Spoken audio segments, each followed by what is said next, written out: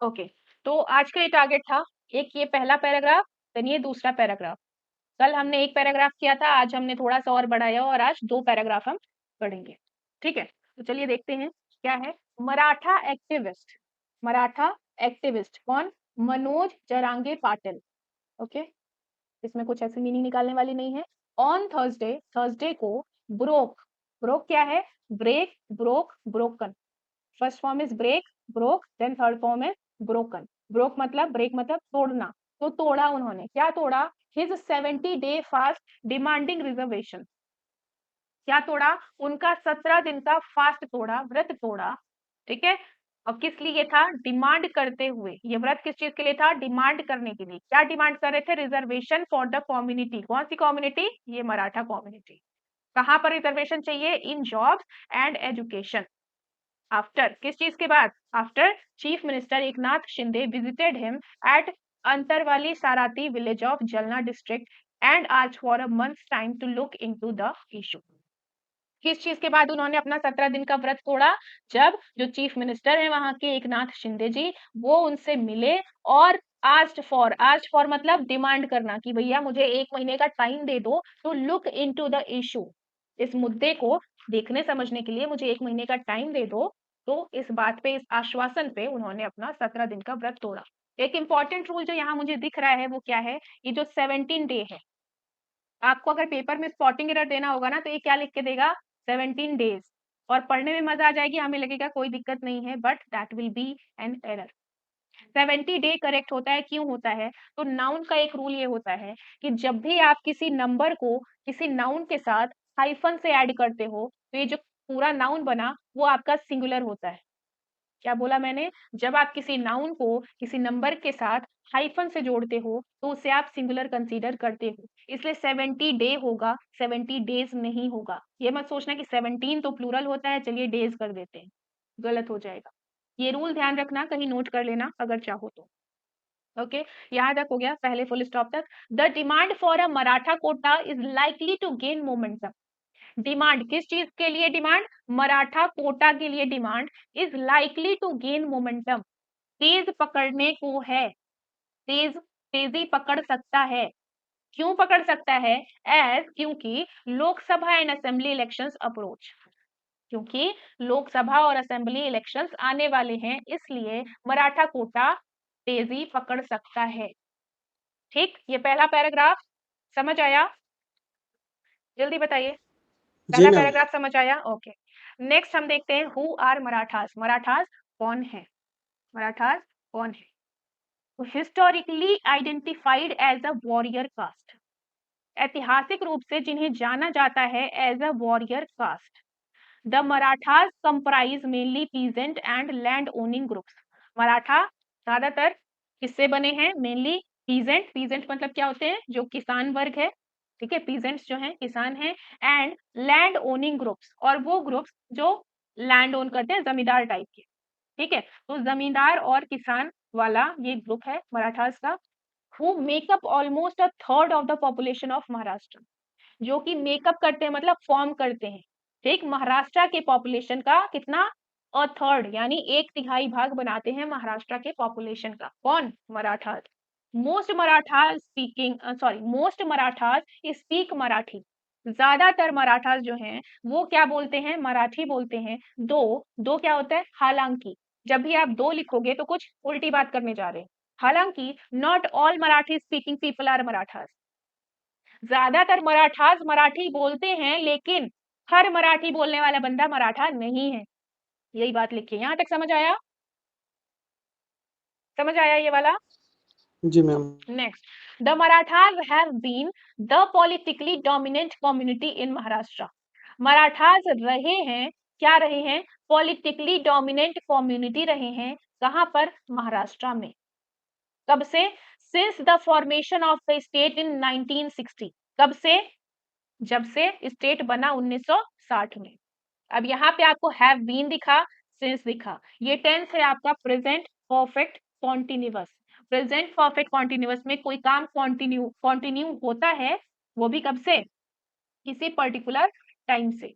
ठीक, 12 ऑफ, एक सेकेंड रुक जाओ, Marathas have been the politically dominant, नहीं नहीं, एक्शन नहीं दिख रहा है, एक्शन नहीं दिख रहा है। ये प्रेजेंट कॉन्टिन्यूअस नहीं है, प्रेजेंट परफेक्ट कॉन्टिन्यूअस नहीं है, प्रेजेंट परफेक्ट है। ठीक, प्रेजेंट परफेक्ट में भी सिंस लगता है कि कोई काम किसी टाइम से हुआ है। ठीक है, तो हैव हो गया आपका हेल्पिंग वर्ब और बीन है आपका वर्ब का third form. Okay, next 12 of its 20 chief ministers including Shinde have been Marathas. Maharashtra के जो 20 चीफ मिनिस्टर्स थे उनमें से 12 मराठा कम्युनिटी के ही हैं, इंक्लूडिंग एकनाथ शिंदे। ठीक है, the division of holdings and problems in the farm sector over the years have however led to a decline in the prosperity of middle and lower middle class Marathas. तो ये जो होल्डिंग्स में division हुआ, मतलब वो जो लैंड होल्डिंग है उसमें डिवीजन हुआ, ठीक, इसकी वजह से जो लैंड ओनिंग ग्रुप्स हैं उनको दिक्कत हुई। अगला प्रॉब्लम्स इन फार्म सेक्टर, जिससे पीजेंट्स को दिक्कत हुई। ठीक, दोनों की दिक्कतों को यहाँ बता दिया। ओवर द इयर्स, लगातार ये जो दिक्कतें हो रही हैं उससे क्या हुआ, हाउएवर ये दिक्कतें जो हैं इन मराठास को कहाँ लेके गई, to a decline in the prosperity. उनकी जो प्रोस्पेरिटी थी, समृद्धि थी, उसमें कमी आई है। इसकी समृद्धि में मिडिल और लोअर मिडिल क्लास के मराठास की प्रोस्पेरिटी में कमी आई है। किस वजह से, ये जो प्रॉब्लम्स यहाँ है कि डिवीजन ऑफ होल्डिंग हुआ, फिर प्रॉब्लम्स इन फार्म सेक्टर, तो इसकी वजह से इनको दिक्कतें हुई और प्रोस्पेरिटी में लगातार कमी आई है। क्या ये दो पैराग्राफ्स आपको समझ आए? Yes ma'am. ओके, तो अब हम बात करेंगे हमारे एडिटोरियल की, जो आपका आज का होमवर्क था। ज्यादा बड़ा तो नहीं, हाँ। Withdraw the list, withdraw the list. Withdraw करना मतलब क्या होता है? विड्रॉ करना,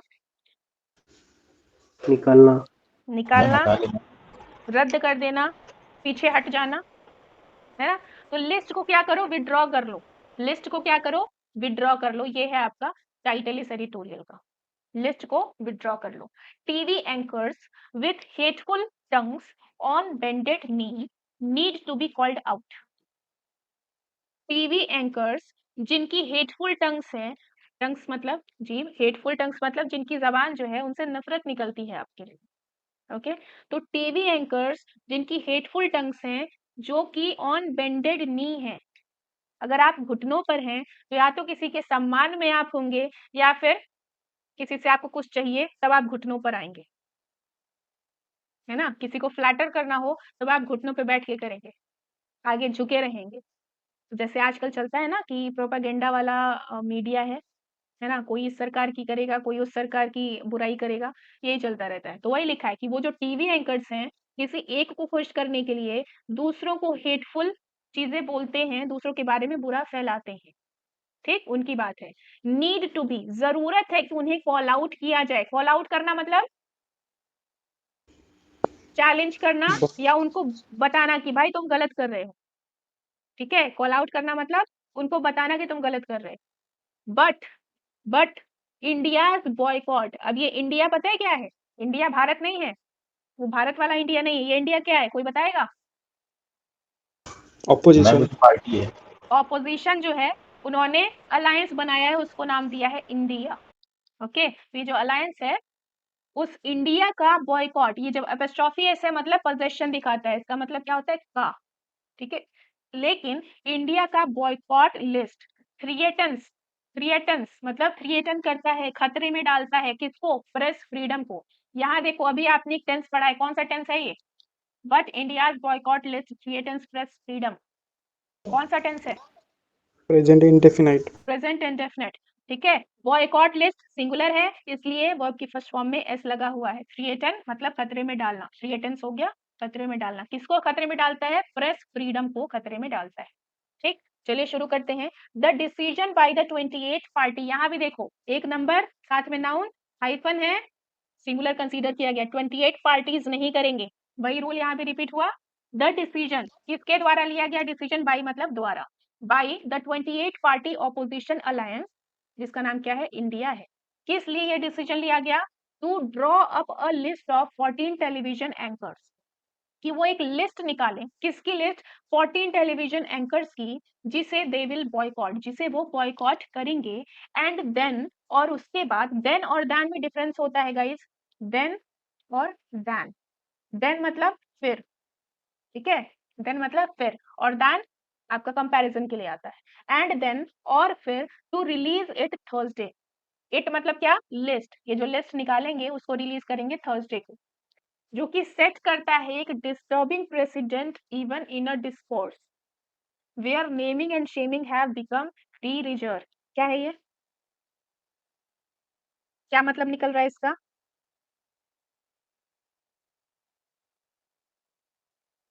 क्या मतलब निकल रहा है? सेट, देखो छोटा छोटा हाँ, तोड़ना है। सेट्स क्या सेट करता है? एक डिस्टर्बिंग प्रेसिडेंट। प्रेसिडेंट मतलब क्या? जो मुद्दे की हम बात कर रहे हैं, ठीक है, जिस मुद्दे की हम बात कर रहे हैं, ठीक, उस मुद्दे को कैसे ये प्रेजेंट करता है? Even in a discourse where naming and shaming have become de rigueur. इसका मतलब होता है ऑब्लिगेटरी बना देना। क्या बना देना? ऑब्लिगेटरी या फैशन बनाना। वो क्या बन गया? फैशन। इसका मतलब लिख देना प्लीज, फैशन। ठीक, तो एक ऐसी चीज आपके सामने आई कि जहां पे आपको क्या दिख रहा है? जहां पे नेमिंग और शेमिंग क्या बने हैं? फैशन बन रखे हैं। एक दूसरे का नाम उछालते रहो, बदनाम करते रहो। आप किनके खिलाफ खड़े हो? ये 14 टेलीविजन एंकर्स के खिलाफ। अब आप लिस्ट निकाल के उन 14 लोगों का नाम बताओगे तो क्या ये भी सेम काम नहीं कर रहे हो? जो वो एंकर्स कर रहे हैं वही तो आप भी कर रहे हैं। बोलो। ठीक, तो यहाँ वही चीज है कि अगर आप भी वही कर रहे हैं तो ये बहुत ही डिस्टर्बिंग मुद्दा हो जाएगा इस टाइम में, जब आपका ये नेमिंग और शेमिंग क्या बन चुका है? फैशन बन चुका है। ठीक, admittedly many on the list practice और आर इंसेंटिवाइज्ड टू प्रैक्टिस। हाँ, मैं मानता हूँ, एडमिट करना मतलब आई एक्सेप्ट कि मैनी ऑन द लिस्ट, उस लिस्ट में ज्यादातर लोग जो हैं वो प्रैक्टिस करते हैं या फिर उन्हें इंसेंटिवाइज किया जाता है प्रैक्टिस करने के लिए। या तो वो प्रैक्टिस करते हैं या फिर उन्हें इंसेंटिवाइज किया जाता है प्रैक्टिस करने के लिए। क्या प्रैक्टिस करने के लिए? An upside down journalism. Journalism जो है उसका कुछ उल्टा ही आप कर रहे हैं पैसे लेके।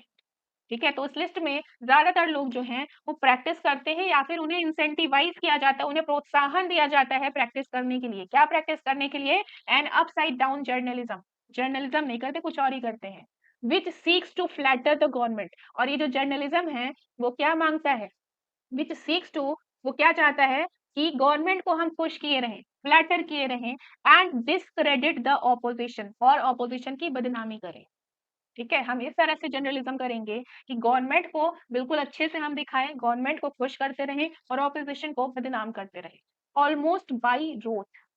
Almost by rote. By rote मतलब होता है रिपीटेडली।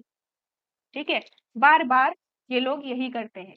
ठीक, दे मतलब कौन? ये journalist, TV anchor, and those who sign their pay cheques. वो, और वो जो इनका पे चेक साइन करते हैं, मतलब जो उनको इंसेंटिवाइज करते हैं, जो उनको थोड़ा पैसे देते हैं, have perhaps seen it as worth their while to abdicate their professional responsibility to ask questions। वो लोग और ये टीवी एंकर्स और साथ में कौन? जो उनको पैसे देते हैं या जो उनको इंसेंटिवाइज करते हैं, शायद उन्हें ऐसा लगता है कि ये करना ठीक है। क्या करना ठीक है? To abdicate their professional responsibility to ask questions of those in power that need to be asked. भाई मीडिया का काम क्या होता है कि गवर्नमेंट से जो क्वेश्चन पूछने चाहिए वो क्वेश्चन आप जाके पूछिए, लेकिन आप क्या वो काम कर रहे हैं? नहीं कर रहे हैं। आप अपनी प्रोफेशनल रिस्पॉन्सिबिलिटी नहीं निभा रहे हैं, सिर्फ आप एक दूसरे को खुश करने में लगे हुए। ओके, अगला क्या है? Many of them trade and slip on. Trade एक इडियम आया था आपका सीडीएस में भी और एनडीए में भी। Trading on egg shells. किसी ने अभी अगर देखा हो, trading on egg shells. Trade मतलब चलना, एग शेल्स पर चलना मतलब बहुत ही समझदारी से कोई काम करना, कदम फूक फूक कर रखना। तो मैनी ऑफ देम ट्रेड मतलब होता है walk. Please note it down. Many of them trade चलते हैं, और स्लिप ऑन फिसलते हैं, थिनिंग लाइंस, लाइंस को, बाउंड्रीज को पतला करते हुए। जो आपकी लिमिट है, जो आपकी बाउंड्रीज है, उसको आप और मिटाते जा रहे हो और पतला करते जा रहे हो। Whipping up heat hour by hour. Whipping up, आप क्रीम विप करते हो। विप करना मतलब उठाना किसी चीज को, बढ़ाना किसी चीज को। तो आप क्या कर रहे हो कि आप चलते हो, फिसलते हो, बाउंड्रीज को पतला करते जाते हो और हेट को बढ़ाते जाते हो आवर बाई आवर, ठीक है, आवर बाई आवर। इंडीड, असल में, फॉर दीज वेरी रीजंस, इन्हीं रीजंस की वजह से, वेरी रीजंस मतलब इन्हीं रीजंस की वजह से, what India has done is a stunning self goal. India मतलब ये जो अलायंस है उसने जो ये किया है लिस्ट निकालने का काम, वो क्या है, एक स्टनिंग सेल्फ गोल है। क्योंकि भाई सब ऑपोजिशन पे ये टारगेट करते हैं, तो ऑपोजिशन क्या अपने लिए तो लड़ रहा है, दूसरों के लिए तो नहीं लड़ रहा है। ऑपोजिशन अपने लिए लड़ रहा है, पब्लिक का थोड़ी वहां पे मजाक बन रहा है कि पब्लिक के लिए लड़ेगा, अपने लिए लड़ रहा है। स्टनिंग सेल्फ गोल है इंडिया का। ओके, इन अ डेमोक्रेसी, एक डेमोक्रेसी में, जहां वेयर, जहां spaces for dissent and disagreement are increasingly coming under threat. एक ऐसी डेमोक्रेसी में जहां पे डिसेंट मतलब डिसएग्रीमेंट, असहमति के लिए जो जगह है वो धीरे धीरे खतरे में आती जा रही है। डेमोक्रेसी का बात मतलब ही क्या होता है, जहाँ पे हर किसी को अपना बोलने का अधिकार हो, अपनी बात रखने का अधिकार हो। लेकिन यहाँ अब क्या हो रहा है, ये बात रखने का जो अधिकार है वो खतरे में आता जा रहा है, ठीक है। The opposition boycott list strengthens, opposition की जो बॉयकॉट लिस्ट है वो स्ट्रेंथन करती है, मजबूत करती है, that which it claims to oppose, उसी चीज को मजबूत कर रही है जिसका वो विरोध करने का दावा करती है। जैसे वो कहते हैं कि जो सरकार है वो डेमोक्रेसी खत्म कर रही है, डेमोक्रेसी को खतरे में डाल रही है, तो अगर आप किसी को बॉयकॉट करोगे तो क्या आप भी वही काम नहीं कर रहे हैं? सामने वाले को बोलने का अधिकार है तो बोलने दो। आप क्या कर रहे हो, आप उसको बॉयकॉट करोगे मतलब आप नहीं बोलने दोगे, है ना, तो आप भी वही कर रहे हो जो आप अपोज करने का क्लेम करते हो, ठीक। It shrinks the space for honest good journalism and journalist, ये श्रिंक करता है उस स्पेस को जो किसके लिए है, ऑनेस्ट, अच्छे जर्नलिज्म और अच्छे जर्नलिस्ट के लिए है। Eventually it threatens press freedom, last में क्या होगा कि ये खतरा पैदा करेगा किसके लिए, प्रेस फ्रीडम के लिए। किसको खतरे में डालेगा, प्रेस फ्रीडम को खतरे में डालेगा। क्या पहला पैराग्राफ आपको समझ आया? गला सूख गया भाई, पानी पी लूं। बताओ, पहला पैराग्राफ समझ जी आया जी सबको? सारे माइक ऑफ करके बैठे हैं। अगला, जी all its righteous rhetoric about not wanting to legitimize the peddling of hate, क्या कह रहा है?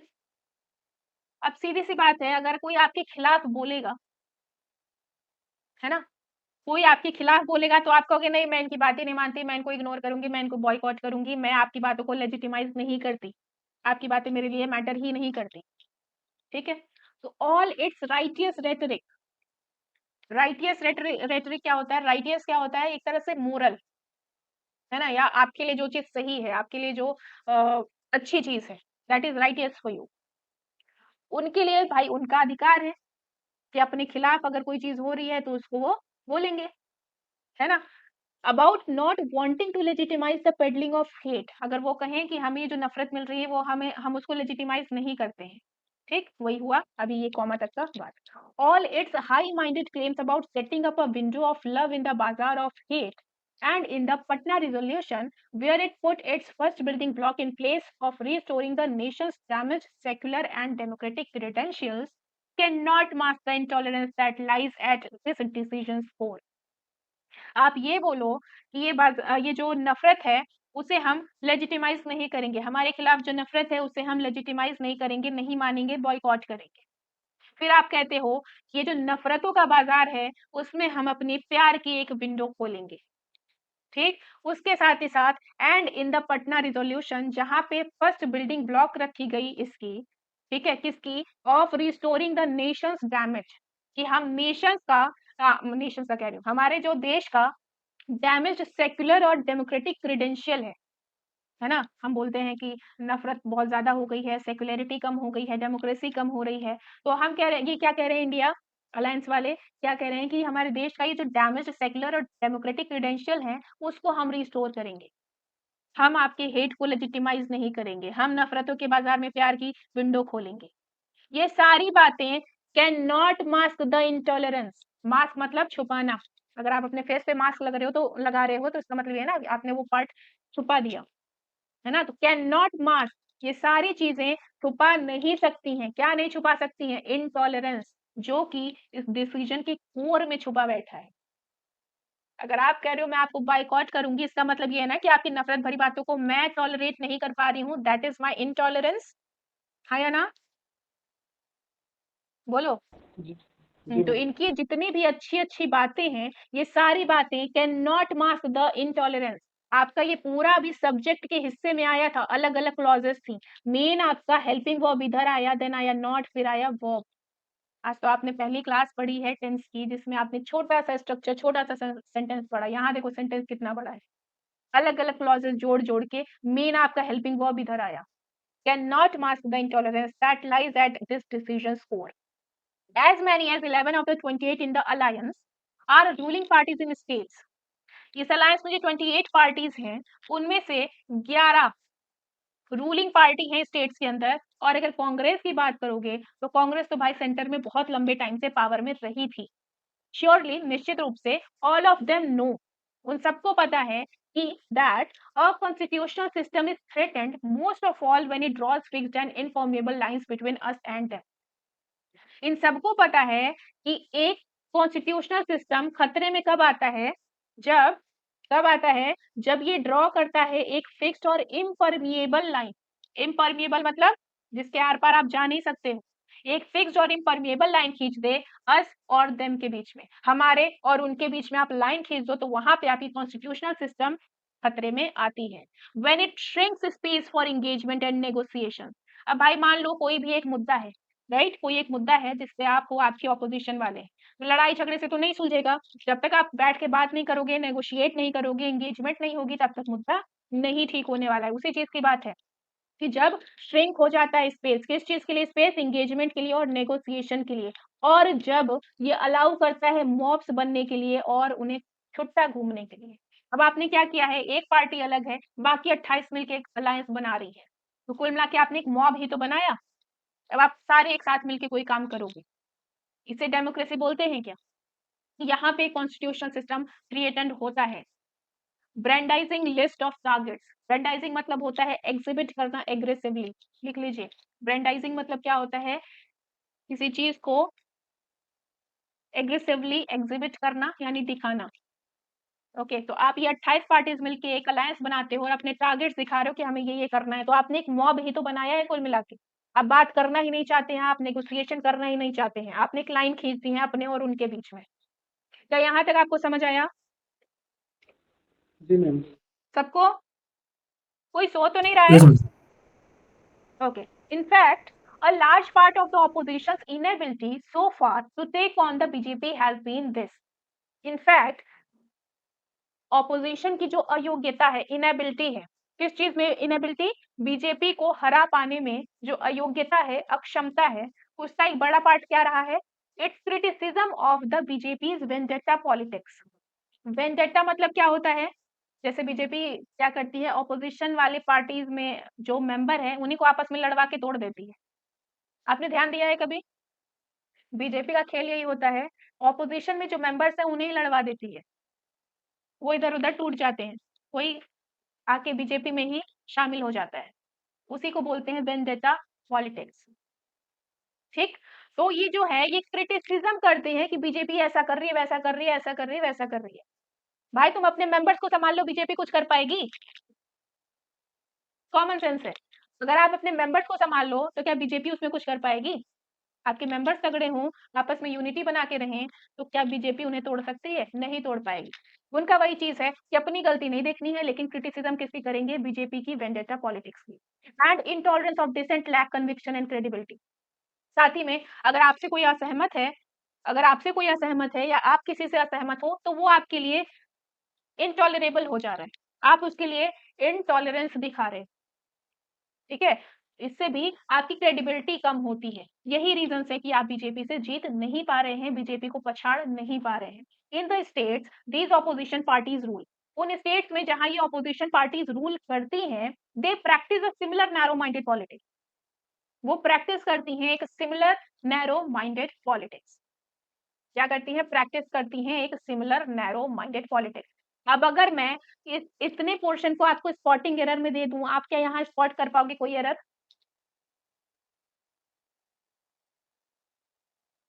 दे practice a similar narrow minded politics. यहाँ पे ये जो प्रैक्टिस है ना, वो है एक नाउन, जबकि सब्जेक्ट की बात आपको क्या लिखना है, एक्शन हो रहा है, वो प्रैक्टिस करती हैं, action is verb, practice TISE होना चाहिए, ठीक है, TISE होना चाहिए, जो कि CE लिखा है। वो प्रैक्टिस करते हैं एक सिमिलर नैरो माइंडेड पॉलिटिक्स, ठीक है। कैसे? while the Congress carries a special burden of its own record, ये जो अपोजिशन पार्टीज हैं अपनी अपनी जगह जो अपने अपने स्टेट्स में रूल कर रही हैं, वहां पे सेम चीज कर रही हैं। ममता बनर्जी भी है इस अलायंस में, लेकिन उनके बंगाल में क्या होता है सबको पता है ना, सबको पता है। कांग्रेस की बात करूं तो अपना खुद का ये अपने ही पुराने रिकॉर्ड्स का बर्डन लेके घूम रही है, स्टेट्स में भी सेंटर में भी। जब इसकी सरकारों ने क्या किया, वेपनाइज किया लॉज को हथियार बनाया, एजेंसीज को हथियार बनाया फ्रीडम क्रैम्प करने के लिए, लोगों की फ्रीडम कम करने के लिए, लोगों की फ्रीडम छीनने के लिए कानूनों को ही हथियार बना लिया कांग्रेस में। अब now with its list of TV anchor, अपने इस लिस्ट के साथ, कौन सी लिस्ट के साथ, टीवी एंकर की जो लिस्ट है उसके साथ, it's politics of gag and dog whistle the parties of India alliance undermine their claim to offer a political alternative. अब इनका ये जो लिस्ट वाला पूरा कारनामा है वो क्या बताता है, politics of gag and dog whistle, जैसे नहीं कुत्ते आपस में गुर्राते हैं, गुर्रा के क्या कर लोगे, ठीक है। तो ये क्या है कि politics of gag and dog whistle the parties of India alliance, इस अलायंस की जो पार्टीज हैं वो अंडरमाइन करती हैं अपने खुद के क्लेम को कि वो एक पॉलिटिकल अल्टरनेटिव हो सकती है बीजेपी का। जो बीजेपी कर रही है वही तो तुम भी कर रहे हो, ठीक है। टॉलरेंस तुम्हें खुद में नहीं है, तुम कहाँ से अल्टरनेटिव बनोगे, वही चीज लिखी हुई है। ओके, ये समझ आया यहाँ तक, ये जी समझ मैम। आया। ओके, नेक्स्ट और लास्ट पैराग्राफ। ऑफ कोर्स, बिल्कुल, when parties of the opposition are feeling diseased मतलब क्या होता है, फीलिंग व्हाट, क्या फील कर रही हैं, किसी ने पढ़ा नहीं है क्या? घेर घेर लिए जैसा। हाँ, सराउंडेड, फीलिंग व्हाट, सराउंडेड। जब ये ऑपोजिशन की पार्टीज, सराउंडर क्यों लिख दिया, सराउंडेड, खुद को घिरा हुआ फील कर रही है, क्योंकि हर तरफ से बीजेपी बढ़ती जा रही है, तो खुद को क्या फील कर रही है, घिरा हुआ, in a one party dominant system presided over by a winner who wants to take all. जब ये पार्टीज हैं घिरी हुई है किससे, एक वन पार्टी डोमिनेंट सिस्टम से, जहां पे एक पार्टी डोमिनेंस में है, और ये जो विनर है, ये जो एक पार्टी है, वो क्या चाहती है कि सारा तो मैं ही ले लूं। भाई हर कोई है जो जीतेगा वो सोचेगा सब कुछ मेरा हो जाए, ठीक है। They may choose who they talk to and won't, वो चूज कर सकते हैं कि उन्हें किससे बात करनी है और किससे नहीं करनी है, but to arrogate to themselves the right to public name calling and paste a label on those they don't agree with not only forecloses possibility of dialogue and debate but also calls attention to their own weak and wavering commitment to freedom of expression that they purport to defend। बहुत लंबा sentence था लेकिन आप समझो, वो choose कर सकती हैं कि उन्हें किससे बात करनी है किससे नहीं करनी है, but to arrogate, arrogate means होता है क्लेम करना, but to claim to themselves the right to public name calling. लेकिन अगर आपको ये लगता है कि हमारा हक है कि हम किसी पे पब्लिक नेम कॉलिंग करें, पब्लिक में हम किसी का नाम बदनाम करें, पब्लिक में हम किसी का नाम ले रहे हैं, ठीक है, आप खुद को वो राइट क्लेम कर रहे हो, एंड पेस्ट अ लेबल, और एक लेबल पेस्ट कर रहे हो उन पर, on those they don't agree with, जिसके साथ आप अग्री नहीं करते हो या जो आपके साथ अग्री नहीं करते हैं, उनको आप एक लेबल दे रहे हो। ना सिर्फ, नॉट ओनली, ना सिर्फ फोरक्लोज करेगा पॉसिबिलिटी ऑफ डायलॉग, फोरक्लोज मतलब आगे और बंद करेगा possibility of dialogue and debate, but also, और क्या करेगा, it calls attention to their own weak and wavering commitment to the freedom of expression that they purport to defend.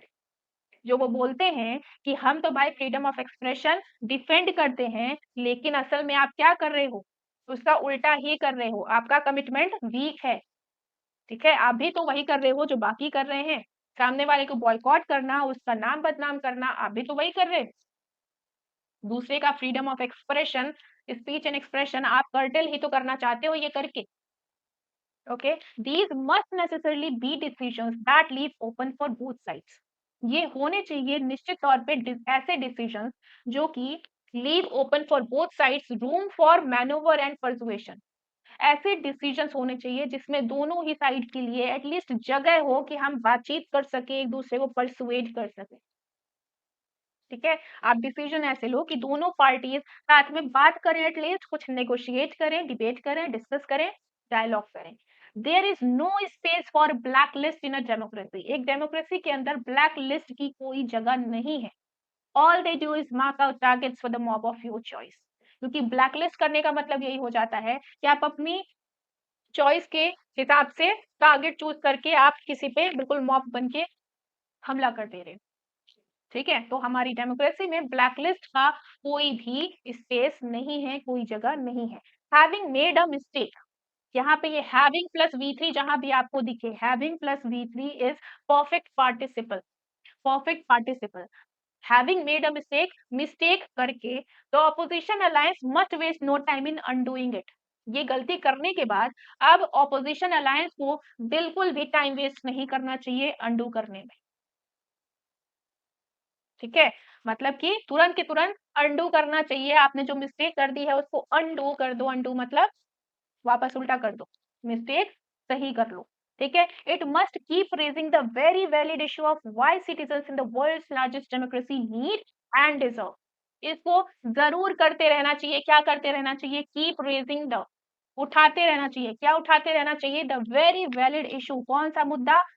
किस चीज का मुद्दा? कि क्यों citizens in the world's largest democracy, दुनिया की सबसे बड़ी डेमोक्रेसी के जो नागरिक हैं उन्हें क्यों जरूरत है और वो क्यों डिजर्व करते हैं better than anchors with a hateful tongue on bended knee. ये जो 14 आप लिस्ट निकाल रहे हो hateful tongue on bended knee वाले टीवी एंकर्स की, उनसे बेटर एंकर्स हम डिजर्व करते हैं। उस चीज के लिए आप मुद्दा उठाओ, आपको अप्रिशिएट किया जाएगा। But to do this effectively it must withdraw its list. और ऐसा काम मतलब ये मुद्दा उठाने वाला काम प्रभावशाली रूप से इफेक्टिवली करने के लिए आपको क्या करना चाहिए? You must withdraw its list, sorry it must withdraw its list. इसको अपनी लिस्ट विड्रॉ करनी चाहिए। क्या ये एडिटोरियल आपको समझ आया?